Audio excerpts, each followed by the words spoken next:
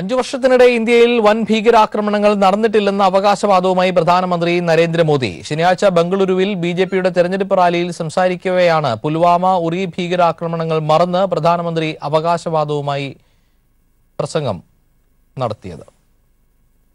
മോദി ഭരണം പരാജയമെന്ന് വ്യക്തമാക്കുന്ന വാക്കുകളാണ് മോദിയുടെ പ്രസംഗത്തിൽ നിന്ന് വ്യക്തമാകുന്നത്. 5 വർഷത്തിനിടയിൽ ഇന്ത്യയിൽ വൻ ഭീകരാക്രമണം നടന്നിട്ടില്ലെന്നായിരുന്നു മോദിയുടെ വാദം. എന്നാൽ ഇത് തെരഞ്ഞെടുപ്പ് പെരുമാറ്റച്ചട്ട ലംഘനമാണെന്ന് വ്യക്തമാക്കുന്നതാണ് മോദിയുടെ പ്രസംഗം. चौकीदार के 5 वर्ष की चौकीदारी में कोई बड़ा धमाका हुआ क्या?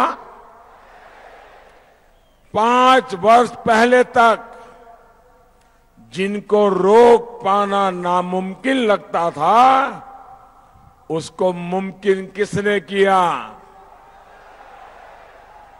किसने मुमकिन किया? किसने बनाया?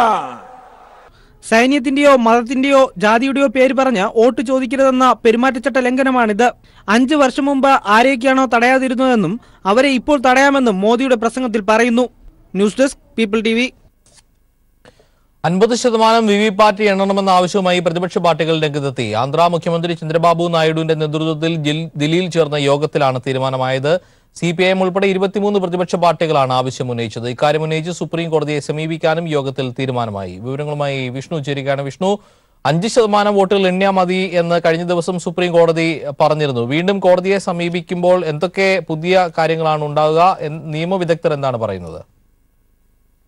ജോർജ്, ഇന്ന് ആന്ധ്രാപ്രദേശ് മുഖ്യമന്ത്രി ചന്ദ്രബാബു നായിഡുവിന്റെ നേതൃത്വത്തിൽ ദില്ലിയിൽ ചേർന്ന പ്രതിപക്ഷ പാർട്ടികളുടെ യോഗത്തിലാണ് വിവിപാറ്റുകൾ 50% വിവിപാറ്റുകൾ എണ്ണണമെന്ന ആവശ്യമായി സുപ്രീം കോടതിയെ സമീപിക്കാൻ തീരുമാനമായത്. നേരത്തെ സുപ്രീം കോടതിയിൽ നിന്നും വന്ന വിധി പ്രകാരം ഒരു മണ്ഡലത്തിലെ 5% വിവിപാറ്റുകൾ മാത്രം എണ്ണിയാൽ മതി എന്നായിരുന്നു.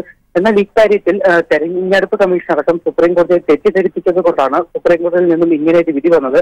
എന്നാൽ ആദ്യഘട്ട തെരഞ്ഞെടുപ്പ് നടന്ന ആന്ധ്രാപ്രദേശിലടക്കം ഈ വോട്ടിംഗ് യന്ത്രത്തിൽ വ്യാപകമായിട്ടുള്ള ക്രമക്കേടുകൾ നടന്നു. ഈ ക്രമക്കേടുകളെല്ലാം ചൂണ്ടിക്കാട്ടിക്കൊണ്ട് തന്നെ സുപ്രീം കോടതിയെ വീണ്ടും സമീപിക്കുമെന്നാണ് ഇപ്പോൾ പ്രതിപക്ഷ പാർട്ടികൾ വ്യക്തമാക്കിയിരിക്കുന്നത്. എന്നാൽ സുപ്രീം കോടതി ഇനി സമീപിക്കുമ്പോൾ അത് പുനഃപരിശോധനാ ഹർജി നൽകണമോ അതോ പുതിയ തെളിവുകളുടെ അടിസ്ഥാനത്തിൽ പുതിയ ഒരു ഹർജി നൽകണമോ എന്ന കാര്യത്തിൽ ഇതുവരെ പ്രതിപക്ഷ പാർട്ടികളുടെ ഒരു തീരുമാനമുണ്ടായിട്ടില്ല. അത് ഇനി വരുന്ന ദിവസങ്ങളിൽ പ്രതിപക്ഷ പാർട്ടികൾ എല്ലാവരും കൂടി യോഗങ്ങൾ ചേർന്നുകൊണ്ട് തീരുമാനിക്കുമെന്നാണ് ഇപ്പോൾ പ്രതിപക്ഷ പാർട്ടികൾ വ്യക്തമാക്കിയിരിക്കുന്നത്. അതോടൊപ്പം തന്നെ തെരഞ്ഞെടുപ്പ് കമ്മീഷനെ എതിരെ ശക്തമായിട്ടുള്ള വിമർശനങ്ങളും ഇന്നിപ്പോൾ പ്രതിപക്ഷ പാർട്ടികൾ ഉയർത്തിയിട്ടുണ്ട്. അതായത് തെരഞ്ഞെടുപ്പ് കമ്മീഷന്റെ പ്രവർത്തനം സുതാര്യമല്ല, BJPയെ സഹായിക്കുന്ന തരത്തിലാണ് കമ്മീഷന്റെ പ്രവർത്തനം. പലതരത്തിലുള്ള പരാതികൾ BJPക്കെതിരെ നൽകിയിട്ടുണ്ടെങ്കിലും അതിലൊന്നും ഒരു നടപടി എടുക്കാൻ പോലും തെരഞ്ഞെടുപ്പ് കമ്മീഷൻ തയ്യാറാകുന്നില്ല എന്നതടക്കമുള്ള വസ്തുതകളും ഇപ്പോൾ പ്രതിപക്ഷ പാർട്ടികൾ വ്യക്തമാക്കിയിട്ടുണ്ട്. എന്തു തന്നെയായാലും വിവിപാറ്റ് വിഷയത്തിൽ നിന്ന് തങ്ങൾ പിന്നോട്ടില്ല. സുപ്രീം കോടതി ഈ വിധിക്കെതിരെ വീണ്ടും സുപ്രീം കോടതിയെ തന്നെ സമീപിക്കും. പുതിയ തെളിവുകളുടെ കൂടി അടിസ്ഥാനത്തിൽ 50% വിവിപാറ്റുകൾ എണ്ണണമെന്ന കാര്യം വീണ്ടും സുപ്രീം കോടതിയെ ധരിപ്പിക്കുമെന്നാണ് ഇപ്പോൾ അറിയിച്ചിട്ടുള്ളത്. ജോർജ്, ദില്ലിയിൽ നിന്ന് വിഷ്ണുവാണ് വിവരങ്ങൾ നൽകിയത്.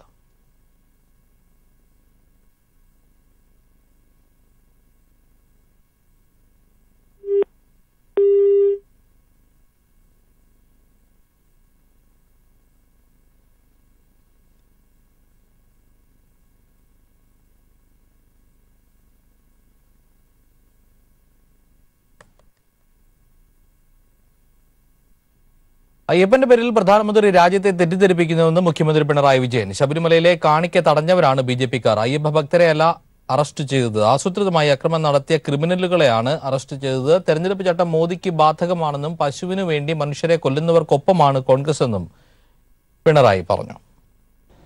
മോദിയോട് ഒരു കാര്യം പറയാനുള്ളൂ, തെരഞ്ഞെടുപ്പ് ചട്ടം എല്ലാവർക്കും ബാധകമാണ്, അത് പ്രധാനമന്ത്രിക്കും ബാധകമാണ്. കേരളത്തിൽ വന്ന് തീർത്ഥാടകർ എന്ന് മാത്രം പറഞ്ഞു, തീർത്ഥാടന കേന്ദ്രം എന്ന് മാത്രം പറഞ്ഞ് തൊട്ടപ്പുറം മംഗലാപുരം അവിടെ പോയി നേരെ ശബരിമലയെയും അയ്യപ്പനെയും എല്ലാം എടുത്തു പറഞ്ഞ് കേരളത്തെ അപമാനിക്കാൻ പുറപ്പെടുന്നത് മാന്യതയല്ല. ആ സ്ഥാനത്തിരിക്കുമ്പോൾ ആ മാന്യത പുലർത്താനുള്ള ആർജവം കാണിക്കണം എന്നാണ് മോദിയോട് ഞങ്ങൾക്ക് പറയാനുള്ളത്.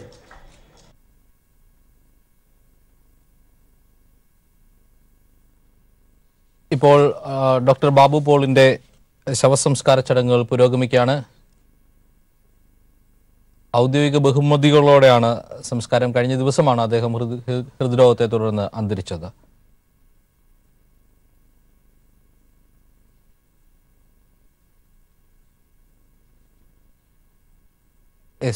ആ വാർത്തയിലേക്ക് എത്താം. തെരഞ്ഞെടുപ്പ് കമ്മീഷനെ ഭയപ്പെടുത്താനാണ് പ്രധാനമന്ത്രിയുടെ ശ്രമമെന്ന് CPIM സംസ്ഥാന സെക്രട്ടറി കോടിയേരി ബാലകൃഷ്ണൻ. വർഗീയ ധ്രുവീകരണമുണ്ടാക്കി ദൈവത്തിന്റെ പേരിൽ വോട്ട് പിടിക്കാൻ BJP ശ്രമമെന്നും കോടിയേരി പറഞ്ഞു. മുസ്ലിം ലീഗിന്റെ പതാക പാകിസ്ഥാൻ പതാകയെന്ന് അമിത്ഷാ ആക്ഷേപിച്ചിട്ടും എന്തുകൊണ്ട് അതിനെ പ്രതിരോധിക്കാൻ കോൺഗ്രസ് ദേശീയ നേതൃത്വം തയ്യാറായില്ല എന്നും കോടിയേരി ചോദിച്ചു. ഹിന്ദുത്വ ശക്തികൾക്ക് മുന്നിൽ കോൺഗ്രസ് പകച്ചു നിൽക്കുകയാണെന്നും കോടിയേരി പറഞ്ഞു. കേസരി സ്മാരക ജേർണലിസ്റ്റ് ട്രസ്റ്റിന്റെ മുഖാമുഖം പരിപാടിയിൽ സംസാരിക്കുകയായിരുന്നു അദ്ദേഹം. തെരഞ്ഞെടുപ്പ് ചട്ടങ്ങൾ അനുസരിച്ചുകൊണ്ട് ഇലക്ഷൻ കമ്മീഷൻ പ്രവർത്തിക്കാൻ പാടില്ല എന്ന് പറഞ്ഞ് ഇലക്ഷൻ കമ്മീഷനെ ഭീഷണിപ്പെടുത്തുകയാണ് പ്രധാനമന്ത്രി ചെയ്തത്. അതിൻ്റെ ഭാഗമായി സംസ്ഥാന ഇലക്ടറൽ ഓഫീസർക്ക് ഭയപ്പെടുത്തുകയാണ് പ്രധാനമന്ത്രി ചെയ്യുന്നത്. ഇത്തരത്തിൽ കേരളത്തിൽ ഒരു മതപരമായ ധ്രുവീകരണം ഉണ്ടാക്കി, വർഗീയ ധ്രുവീകരണം ഉണ്ടാക്കുക എന്ന ലക്ഷ്യത്തോടു കൂടിയാണ് മതത്തെ ഉപയോഗിച്ചുകൊണ്ടും ദൈവത്തിന്റെ പേര് പറഞ്ഞു RSSകാർ ഇപ്പോൾ പ്രചാരണത്തിന് ചെയ്യുന്നത്. കേരളത്തിൽ വർഗീയ ധ്രുവീകരണം സൃഷ്ടിച്ച് വോട്ടുപിടിക്കാനാണ് പ്രധാനമന്ത്രിയും BJPയും ശ്രമിക്കുന്നതെന്ന് കോടിയേരി ബാലകൃഷ്ണൻ ചൂണ്ടിക്കാട്ടി. ഇതിനായി വിഷലിപ്തമായ പ്രചാരണങ്ങളാണ് സംഘടിപ്പിക്കുന്നത്. ഉത്തരേന്ത്യയിൽ സ്വാമിമാർ തെരഞ്ഞെടുപ്പിന് ചുക്കാൻ പിടിക്കുന്നുണ്ട്. അതേ മാതൃക കേരളത്തിലും നടപ്പാക്കാനാണ് ശ്രമം. സ്വാമി ചിദാനന്ദപുരി കർമ്മസമിതിയുടെ മറവിൽ RSS അജണ്ട നടപ്പാക്കുകയാണെന്നും കോടിയേരി പറഞ്ഞു.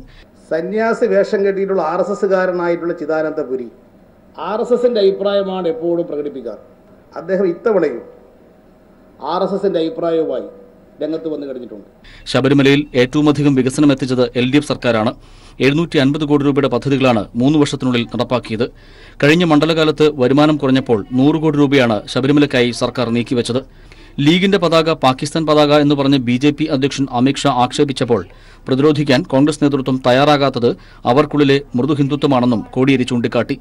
കോൺഗ്രസ് ഹിന്ദുത്വത്തിനു മുൻപിൽ അടിയറ പറയുകയാണെന്നും അദ്ദേഹം കുറ്റപ്പെടുത്തി. തെരഞ്ഞെടുപ്പിൽ 2004 ആവർത്തിക്കുമെന്നും അദ്ദേഹം പറഞ്ഞു. News bureau, Thiruvananthapuram.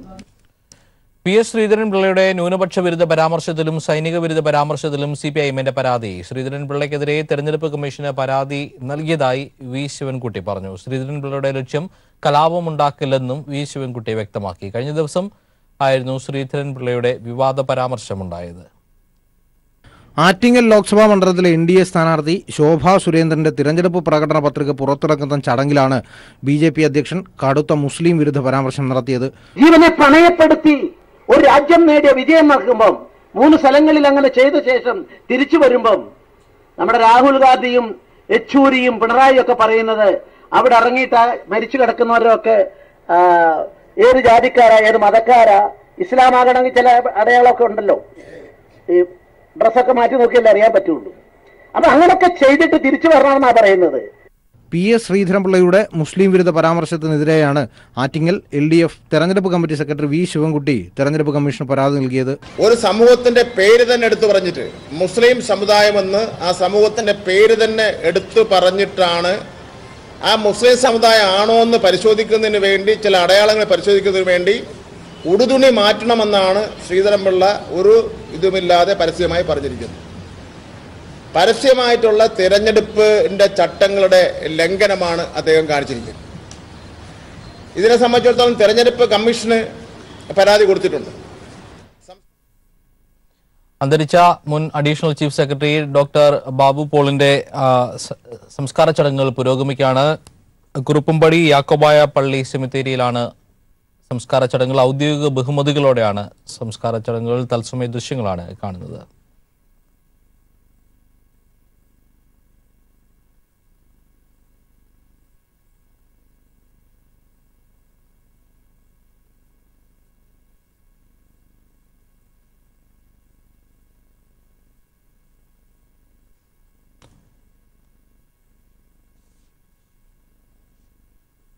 അന്തരിച്ച മുൻ additional chief secretary doctor Babu പോളിന്റെ സംസ്കാരം കുറുപ്പുംപടി യാക്കോബായ പള്ളി സെമിത്തേരിയിൽ നടക്കുകയാണ്. എഴുത്തുകാരനും പ്രഭാഷകനുമായി തിളങ്ങിയ ബാബു പോൾ ഹൃദ്രോഗത്തെ തുടർന്ന് തിരുവനന്തപുരത്തെ സ്വകാര്യ ആശുപത്രിയിൽ കഴിഞ്ഞ ദിവസം അന്തരിക്കുകയായിരുന്നു.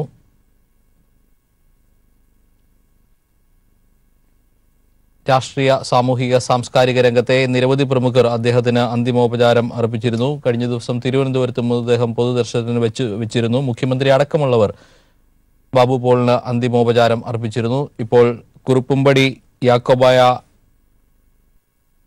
ദേവാലയത്തിൽ അദ്ദേഹത്തിന്റെ സംസ്കാര ചടങ്ങുകൾ പുരോഗമിക്കുകയാണ്. ഔദ്യോഗിക ബഹുമതികളോടെയാണ് അദ്ദേഹത്തിന് സംസ്കാരം ഒരുക്കിയത്.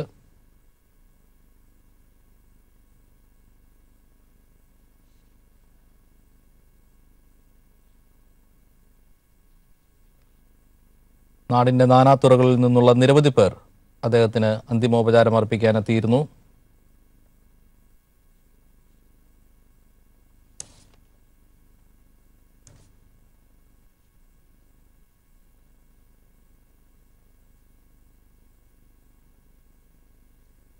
ഡോക്ടർ ഡി ബാബു പോളിന് യാത്രാമൊഴി. തത്സമയ ദൃശ്യങ്ങളാണ് കണ്ടത്. മറ്റു വാർത്തകളിലേക്ക്. തിരുവനന്തപുരം പാർലമെന്റ് മണ്ഡലത്തിൽ കോൺഗ്രസ് നേതാക്കൾ പ്രവർത്തനത്തിനിറങ്ങുന്നില്ലെന്ന ശശി തരൂരിന്റെ പരാതിയിൽ KPCC നേതൃയോഗം ചേർന്നു. പരാതിയിൽ കഴമ്പുണ്ടെന്ന് യോഗത്തിൽ പങ്കെടുത്ത നേതാക്കൾക്ക് ബോധ്യപ്പെട്ടു. പ്രവർത്തനങ്ങൾ ഊർജിതപ്പെടുത്താനും പരാതിയുമായി പരസ്യമായി രംഗത്ത് വന്ന നേതാക്കളുമായി ചർച്ച നടത്താനും യോഗത്തിൽ തീരുമാനമായി. തിരുവനന്തപുരത്തെ BJP കോൺഗ്രസ് കൂട്ടുകെട്ടിനെ തുടർന്ന് ശശി തരൂർ നൽകിയ പരാതിയുടെ അടിസ്ഥാനത്തിലാണ് AICC തിരുവനന്തപുരം മണ്ഡലത്തിൽ പ്രത്യേക നിരീക്ഷകനെ നിയോഗിച്ചത്. നിരീക്ഷകനായ AICC നേതാവ് നാനാ പട്ടോളി ഇന്ന് തിരുവനന്തപുരത്തേക്ക് വരാനിരിക്കെയാണ് KPCC നേതൃയോഗം ചേർന്നത്. യോഗത്തിൽ AICC ജനറൽ സെക്രട്ടറി മുകുൾ വാസനിക്കും പങ്കെടുത്തു. തരൂരിന്റെ പരാതിയിൽ കഴമ്പുണ്ടെന്ന് യോഗത്തിൽ പങ്കെടുത്ത നേതാക്കൾക്ക് ബോധ്യപ്പെട്ടു. താഴേക്കിടയിലുള്ള പ്രവർത്തനങ്ങളിൽ ഏകോപനമില്ലെന്നും പ്രവർത്തനങ്ങൾ ഊർജിതപ്പെടുത്തുവാനും യോഗത്തിൽ തീരുമാനമായി. പരാതിയുമായി പരസ്യമായി രംഗത്തുവന്ന നേതാക്കളുമായി ചർച്ച നടത്തുവാനും തീരുമാനിച്ചു. എന്നാൽ പ്രശ്നങ്ങളുണ്ടെങ്കിൽ പരിഹരിക്കുമെന്നും പ്രത്യേക നിരീക്ഷകനെ നിയോഗിച്ചത് പരാതിയെ തുടർന്ന് അല്ലെന്നും AICC general secretary Mukul Wasnik പറഞ്ഞു. No such thing as any special observer. I think there are misunderstandings about this. We as a party have people going to various constituencies, and in other constituencies also there are some leaders who have gone there to coordinate the efforts. Thiruvananthapuram parliament മണ്ഡലത്തിലെ Congress BJP രഹസ്യ കൂട്ടുകെട്ടും രഹസ്യധാരണയെ തുടർന്ന് കോൺഗ്രസ് നേതാക്കളുടെ പ്രവർത്തനത്തിൽ നിന്നുള്ള പിന്മാറ്റവും people TVയാണ് പുറത്തു കൊണ്ടുവന്നത്. തുടർന്നാണ് മണ്ഡലത്തിലെ സ്ഥാനാർത്ഥിയായ ശശി തരൂർ AICCക്കും KPCCക്കും പരാതി നൽകിയത്. പ്രത്യേക നിരീക്ഷകനെ നിയോഗിച്ചത് പരാതിയെ തുടർന്നല്ലെന്ന് KPCC general secretary Mukul Wasnik പറയുമ്പോഴും ഏറെക്കാലം BJP നേതാവായിരുന്ന ഇപ്പോഴത്തെ AICC അംഗം നിരീക്ഷകനായി വരുമ്പോൾ കോൺഗ്രസിലെ പ്രതിസന്ധി ഇതുകൊണ്ടൊന്നും തീരില്ലെന്നും BJPയെ സഹായിക്കുന്നവർ തുടർന്നും അത് ചെയ്യുമെന്നും ഉറപ്പാണ്. Rinu Sreedhar, news bureau, Thiruvananthapuram.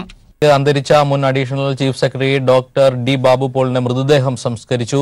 ഔദ്യോഗിക ബഹുമതികളോടെയായിരുന്നു സംസ്കാരം. കുറുപ്പുംപടി യാക്കോബായ പള്ളി സെമിത്തേരിയിലായിരുന്നു സംസ്കാരം നടന്നത്. വിവരങ്ങളുമായി ഇപ്പോൾ സാലി മുഹമ്മദ് ചേരുകയാണ്. സാലി മുഹമ്മദ്, എന്താണ് കൂട്ടിച്ചേർക്കാനാകുന്നത്?